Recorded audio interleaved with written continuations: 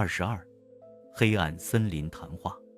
三体游戏终于进入了最终章，新一轮的三体文明发展到了宇航时代，他们的星际舰队开始起航，向着4.3光年外的另一个星系进发，而400年后，他们将到达那个只有一颗恒星，永远处于恒纪元天堂一般的太阳系。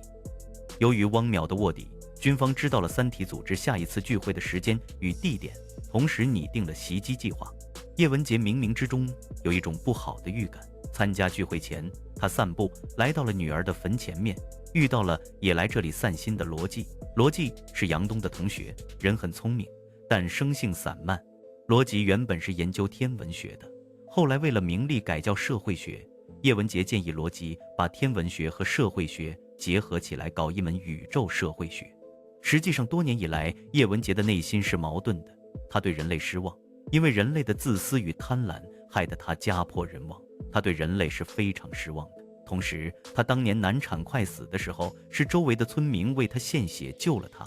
这些人性的温暖他也看在眼里。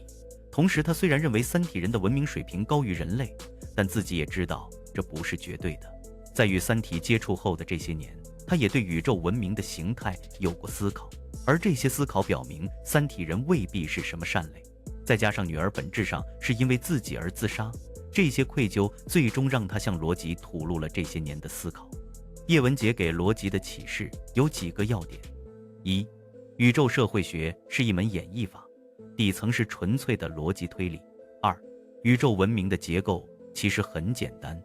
一个文明无论内部形态如何，在外面看来就是天上的一颗星星，一个点。在这个基础上，叶文洁给出了2个基本公理：一，生存是文明的唯一需要；二，文明会不断增长，但宇宙物质总量不变。此外，还给了罗辑2个提示：猜疑链和技术爆炸。而他们这段谈话最终被质子监听到了。